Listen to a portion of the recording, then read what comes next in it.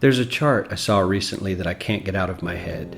A Harvard business professor and economist asked more than 5,000 Americans how they thought wealth was distributed in the United States.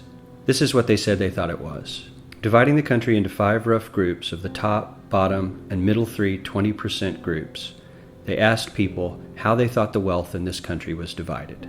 Then he asked them what they thought was the ideal distribution, and 92%, that's at least 9 out of 10 of them, said it should be more like this.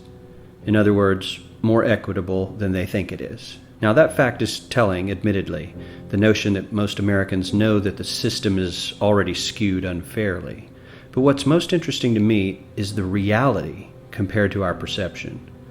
The ideal is as far removed from our perception of reality as the actual distribution is from what we think exists in this country. So ignore the ideal for a moment. Here's what we think it is again.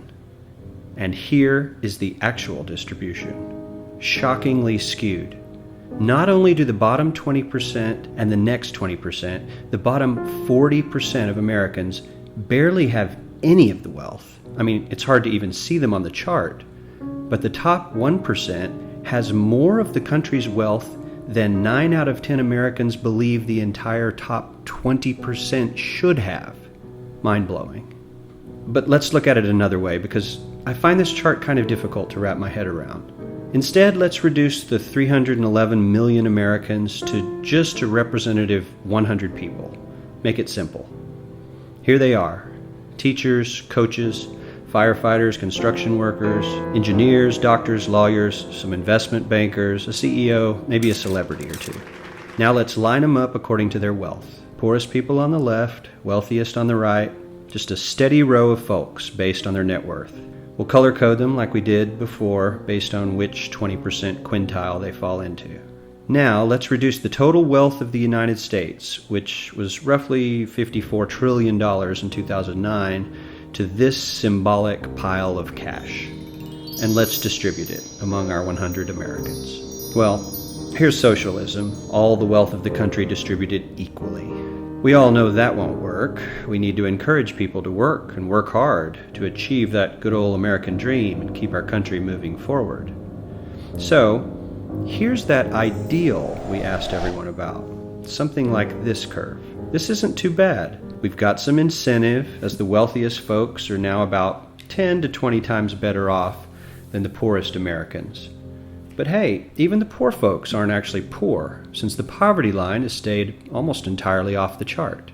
We have a super healthy middle class with a smooth transition into wealth. And yes, Republicans and Democrats alike chose this curve. 9 out of 10 people, 92%, said this was a nice, ideal distribution of America's wealth. But let's move on. This is what people think America's wealth distribution actually looks like. Not as equitable, clearly, but for me, even this still looks pretty great. Yes, the poorest 20 to 30% are starting to suffer quite a lot compared to the ideal, and the middle class is certainly struggling more than they were, while the rich and wealthy are making roughly 100 times that of the poorest Americans, and about 10 times that of the still healthy middle class. Sadly, this isn't even close to the reality.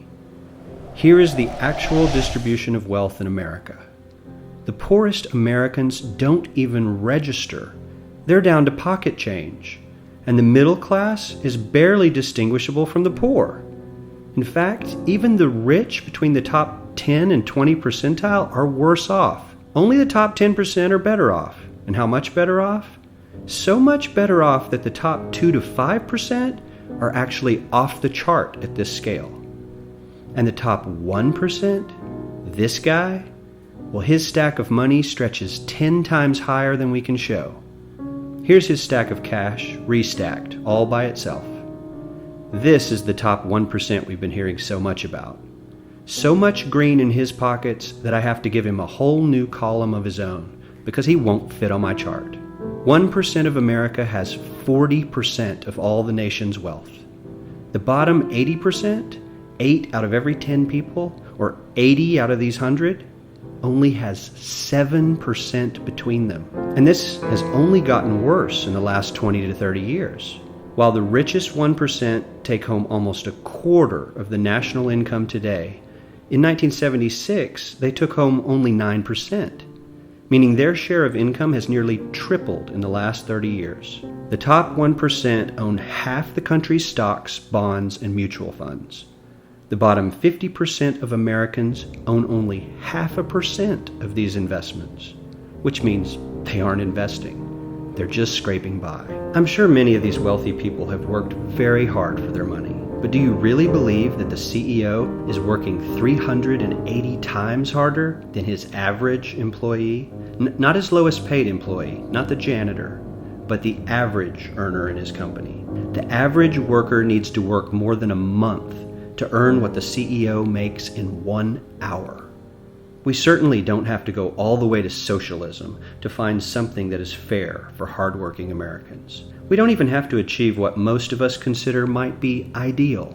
All we need to do is wake up and realize that the reality in this country is not at all what we think it is.